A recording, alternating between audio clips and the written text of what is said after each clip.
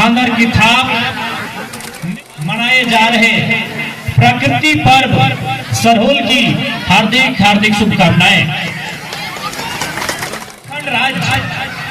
जब झारखंड राज्य का नाम आता है तो सबसे पहले हमारे मन में, हमारे मस्तिष्क में एक छाप आती है आदिवासी संस्कृति। आदिवासी संस्कृति का मतलब होता है एक विशिष्ट खान पान, रहन सहन, पहनावा, गीत संगीत और पूजा पाठ, इसी को मिला के एक विशिष्ट संस्कृति का निर्माण होता है। और आज हमारे दादा बोल रहे थे, सही बोल रहे थे, अभी मान के चलिए इस दुनिया में नहीं करने से भी तो 200 से ज्यादा देश हैं और नहीं करने से भी हजारों धर्म को मानने भी जाता है।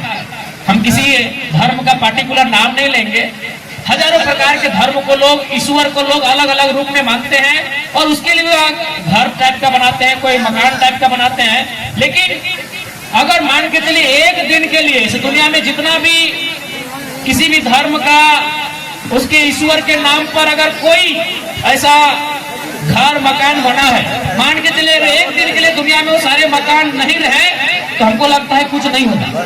लेकिन अगर चूंकि आदिवासी समाज पेड़ों के नीचे पूजा करता है, पहाड़ों में करता है, जंगलों में करता है, अगर मान लीजिए एक दिन के लिए दुनिया के सारे पेड़ गायब हो जाए, दुनिया चलेगा? नहीं चलेगा। लेकिन बाकी जितने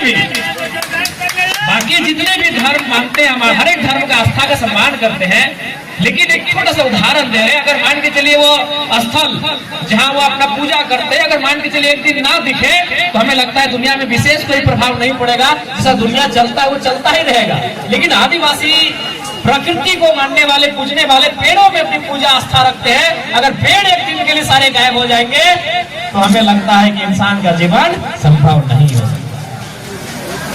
तो आज झारखंड राज्य में जो हमारी पहचान है, यही हमारी संस्कृति, हमारी मूल पहचान है। झारखंड राज्य बनाया ही गया था भाषा और हासा को लेकर। भाषा यानी संस्कृति, परंपरा और हमारी बोली।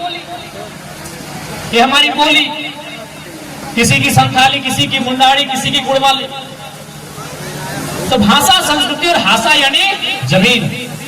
इसीलिए झारखंड राज्य आज भी हमारे पूर्वजों की बात करें या आज हम अपनी बात करें, हम लोगों के लिए सबसे महत्वपूर्ण अगर है तो भाषा, हासा आज भी हमारे लिए महत्वपूर्ण है। आज भी हम लोग जल, जमीन, जंगल की लड़ाई के लिए हमेशा आगे सीना तान के खड़े हो जाते हैं।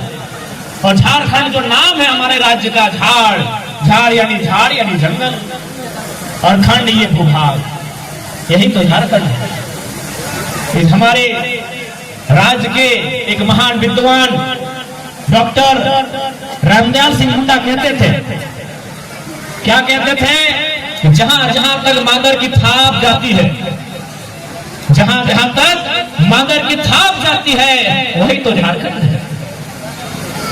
यही हमारी गौरवशाली परंपरा, यही हमारी पहचान।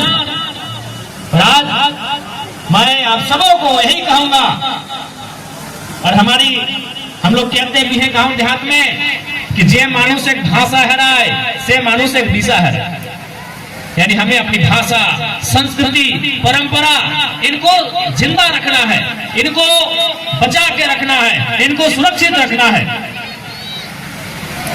क्योंकि धीरे धीरे समय बदला, बदलते समय के अनुसार बहुत सारे लोग, हमारे ही लोग, बीटीपीएस, सीटीपीएस, तमाम जैसे उद्योग, कंपनी, फैक्ट्री जब आए तो यूपी के लोग आए, हमारे साथ रहने लगे, बिहार के लोग हमारे साथ रहने लगे, बंगाल, गुजरात, महाराष्ट्र के लोग रहने लगे। और उनके साथ रहते रहते रहते क्या हुआ कि हम लोग थोड़ा सा उनके साथ घुल मिल गए, और परिणाम स्वरूप क्या हुआ कि कहीं कहीं हमारी जो मूल संस्कृति है, हमारी जो मूल पहचान है, उसमें भटकाव देखने को मिला। हम लोगों ने उनकी संस्कृति को थोड़ा सा बहुत ही उत्साहित होकर देखने लगे, समझने लगे, और हमारी जो परंपरा है गौरवशाली, उससे थोड़ा सा भटकाव होने लगा। इसलिए आज आपसे आग्रह होगा, इस ऐतिहासिक, गौरवशाली, प्राकृतिक सरहुल पर्व के दिन आज आप सभी से आग्रह होगा कि आप अपनी भाषा, संस्कृति को बचा के रखें, सुरक्षित रखें। अच्छा, आप सभी ने कभी तोता को देखा है की बोला? तोता के हृदय सुगे बोला ना। सुगा, सुगा देखे? सुगा ये हरा सा मिट्ठू जिसको बोलते हैं, मिट्ठू हरा, कितना सुंदर दिखता है सुगा। चोंच भी लाले लाल चोंच, लेकिन उसको लोग कहाँ पकड़ के रखते हैं? सबसे पहले तो उसको पकड़ते हैं, उसका जो ये डंका, हम लोग क्या बोलते हैं, डंका ना, हाँ, उसका पंजा।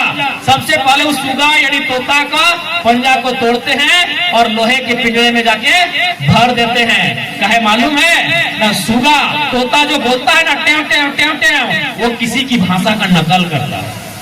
यानी नकल करने वाले लोग पिंजरे में भर दिए जाते हैं। हमने कौवा देखा है, भले देखने में काला है, सुगा की तरह सुंदर नहीं दिखता है, लेकिन आज तक कभी किसी ने देखा है कि कोयल मैंने कौवा के गर्दन में रस्सी डाला है?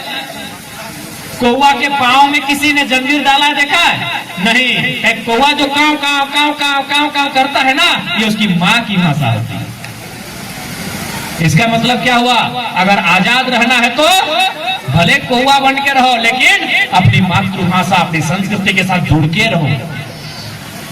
देखिए तोता को जाके देखिए, तोता नकल करता है, दूसरे की भाषा का नकल करता है, दूसरे की बोली का नकल करता है। लोग उसको पकड़ते हैं, दोनों हाथ भी तोड़ देते हैं, आधा आधा काट देते हैं और पिंजरे में भर के रखते हैं।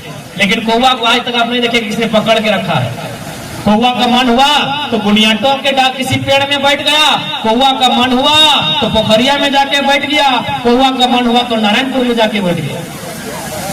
कौवा हमेशा आजाद घूमता है इस आकाश में, कहे वो अपनी मातृभाषा, अपनी संस्कृति के साथ रहता है। इसलिए हमें उस कौवे से सीखना चाहिए कि किसी भी हाल में लोग